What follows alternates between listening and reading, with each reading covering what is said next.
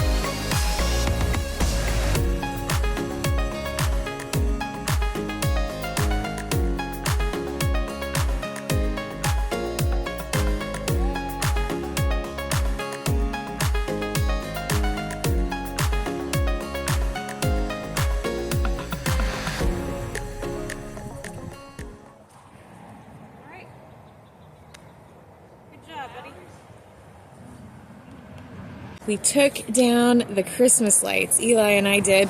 They're still laying around. I think Donnie's gonna wrap them up on a spool, so I'm gonna let him do that. But we got that done. Yesterday, I finished Zone 6, which is kind of our backyard area. I didn't do much detail work, but I pulled out all the leaves. I got it ready for mulch, so I'll show you what that looks like. This is the little garden shed, old smokehouse that's coming down eventually. But I cleaned this area up. I had some old dahlia stalks here. I haven't moved anything yet. I'm going to move all of these irises over across the yard. Do you see those 3 fir trees? There's actually a 4th one. Those have struggled over the years, and we've tried to bring them back. They were absolutely covered in vines when we first moved here, and then there was underbrush covering that entire thing, so you couldn't see the park. So we cleared that out, and now I think I'm going to put irises underneath them. They'll spread out, and they'll look really tidy, even when they're not blooming. So I think that'll be nice. So I'm going to put that over there, and then here are the raspberries. Look at this. So I'm going to move these raspberries over there eventually. I didn't do that today because the next zone is really important and I've got to get to it. But this looks much cleaner. I was able to prune the roses, make everything look nice. Oh, I didn't take that string out. I'll have to come back and do that.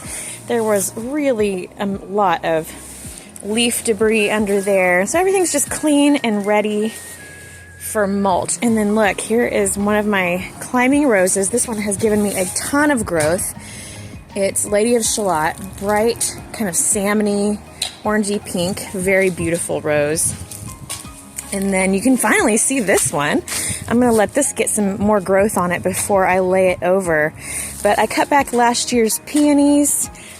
This is the hibiscus that was just all overgrown. It'll grow brand new stalks this year, so I cut that one all the way back. Everything just looks so tidy now, doesn't it? And it's time to go on to the next thing, so let me show you that. Okay, guess what Zone 7 is? Oh my gosh. It's the vegetable garden. Okay. We have struggled over the years to keep the animals out of this, and even after putting up this awesome deer fence, which has kept the deer out, those are our main problem. The smaller animals have come through and just bit right through this heavy vinyl fence. So now we've got to get chicken wire to go along the bottom. I've already got it ordered. I ordered 2-foot tall chicken wire, praying that that is tall enough. And then right here is where I plan on doing tea flowers. So anything that you can put in a tea, I'm going to put right here, just along this front fence. That includes chrysanthemums. So when I have extra mums after the fall, I'll fill this in over here and over there. This is all going to be beautiful, edible flowers. And then here is the garden. This is what it looks like right now. It's a mess. When we fenced in the entire orchard, we actually extended the vegetable garden like, I don't know, what is that? 16 more feet, which is very exciting for me. I get all this extra space.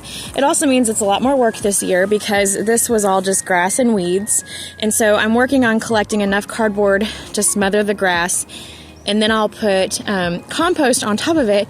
And what I'm hoping to do with this area this year is pumpkins. I'm just gonna let it go wild with pumpkins. So I definitely want to smother the grass and then put the compost on top and grow those pumpkins. That'll be really fun.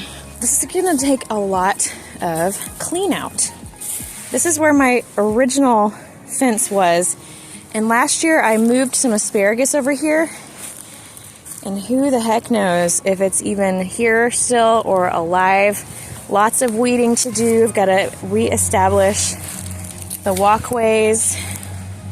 Here's where the old asparagus was.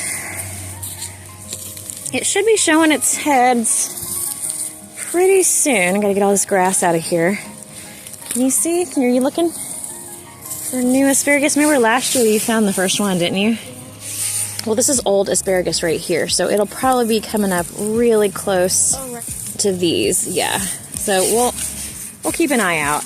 It's always a huge celebration, and last year it was right around mid-April when they finally started coming up. We eat as much asparagus as we can those couple months that they grow. Yeah, last year you found it early, but those ones got frozen. It was like March. Oh, look! Is that one? Yeah, these got frozen. We won't be able to eat those probably, but that means they're alive and they're coming back. This is where I had pumpkins last year. I really need to just get in here and clean all this stuff out. This is where the tomatoes were. I didn't remove any of that. I'm going to have to find a new place for tomatoes. We're gonna be moving these posts somewhere over here because you want to move your stuff around to avoid pests and things like that. So we'll probably pick a couple rows here and here for tomatoes. And then I already have the potatoes and onions that are ready to be planted. So this is just a lot of cleanup that needs to happen. Over here, I have a grapevine that I bought last year. Oh boy, I don't know. I don't know if that's a sign of life right there. Maybe? I hope. Let me try to break this. It snapped, but that's not necessarily a sign that the whole plant is dead. So we'll see about that. Maybe I'll do some potatoes here and there. That would work for potatoes. And then you might notice that something is growing on this side. It's barely visible, but this one is early Italian. This is all garlic that we planted back in, I think, November.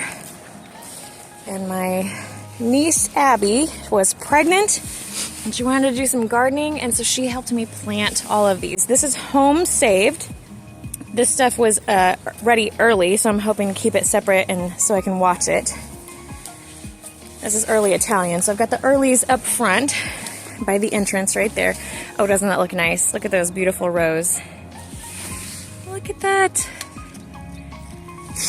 And then we have more garlic over here. This is called Music. This is my favorite garlic, although I have noticed it doesn't keep as long as the other garlic. So it's really easy to grow, but you need to use it. This is Music.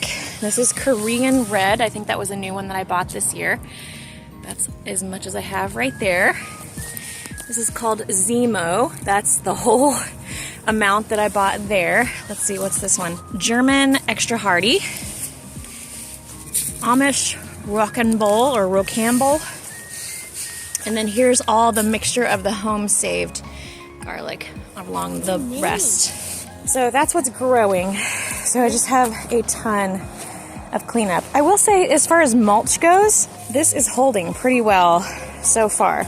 I'm gonna have to clean that out and remulch that. I'll probably have to remulch everything, but for the most part, it's looking pretty good. Okay, I've actually gotten some stuff done. It's still not raining. It's pretty cool, but I'm working so hard and I'm wearing a short sleeve shirt. So this is 2 rows of red Pontiac potatoes. This is my favorite potato to grow. I also really like Yukon Gold But I don't know if the ones I bought this year are Yukon Gold or Kennebec White. Kennebec's okay. They're not my favorite. So they were unlabeled at the store, the farm store where I got them. And so they could be Yukon Gold, they could be white. I don't know. But this L-shaped bed here is 2 solid rows of red Pontiac, and they are spaced about 12 inches apart in each of those rows. So hopefully this will be enough space. They'll do great here. Once we repair the fence, we'll keep the animals out of here.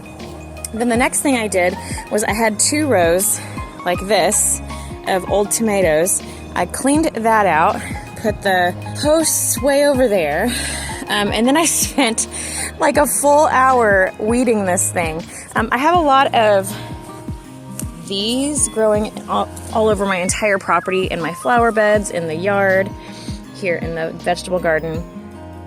These are actually sweet little naturalized wildflower bulbs.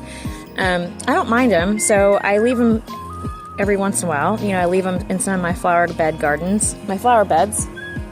But I don't really want them in my vegetable garden, so I'm gradually pulling them out. After you've had a lot of storms, that's a really good time to pull them. I'll show you how easy it was. If you can get the entire clump, when I say easy, I mean, of course, that's relative, but you get the entire clump and just kind of rock it out. That one was really easy. They come all the way up. And so I may relocate these somewhere else on the property. I may just let them rot on the ground. Who knows? There's so many, I'll never miss them. So what I'm doing now is we have yellow onions right here. And then I'm finishing out this row with red onions. I was thinking about putting potatoes here where the tomatoes were, but it's a good idea to know your families when it comes to vegetable gardens. And if you can help it, switching up the families in the beds, and what I mean is the tomato is a nightshade family, and so is the potato. And if I can avoid putting those back to back in the same bed, I'm going to. It's not super important, but those plants need the same type of nutrients. So that means that the tomatoes most likely leached a lot of those nutrients out of the soil when they were growing. And also they attract the same type of pests. So if there's something in there that likes tomatoes and I put potatoes in there, we could have a problem. So I'll give it a year and hope those pests go away if there is such a thing. So, and then we'll replenish it with fresh compost, and I can put tomatoes here again the year after that, or potatoes, or whatever I feel like. So this year is onions, and I think I'm probably going to do the same thing here, although I don't have a full row left. I have these red, and then I have a small bag of white. And if you're wondering how I could eat all of these onions, let me tell you, we have almost run out now. So all the fresh onions ran out around November or December. And I did lose a couple of them to rot. So I'm actually going to freeze more than I did last year. And then the frozen ones, I diced them and froze them in the freezer, obviously. And those have been so convenient to just grab when I'm cooking. So I'm going to be doing that to as many as I possibly can. And that'll be great because I won't even have to dry those out before I cut them up. Last year I had to dry them out because I was going to hang them up and let them cure so I could eat them fresh. And that takes weeks. So what I'll do is just save a few for fresh eating this year and do mostly diced onions in the freezer because those keep really, really well. And they're so convenient. I roll my eyes now when I have to actually cut up an onion to cook with it because I had so many baggies of onions in the freezer. And I'm just picking out the ones. There's a couple that are rotten in here. I tried not to get any of those at the store, but you know, you just can't help it. All right, looks like I may run into the next row with these red, but that's a whole row of onions all the way down. These are spaced 4 to 6 inches. I'd say that's about 4 inches. Sometimes I did 6. And then my rows, who knows, those are maybe 8 inches apart, maybe 10. Try to give them enough space to really get big if they want to. And so now I'm gonna go down the row and just cover these up. I really want to keep the little tails. I want to make sure those are covered up because as soon as it rains, the robins are going to come over, and I mean the actual birds, the robins. They're going to come over and they're going to pick out the ones that they can see because they think they're worms. So I'll try to cover those up well enough to keep them away from them.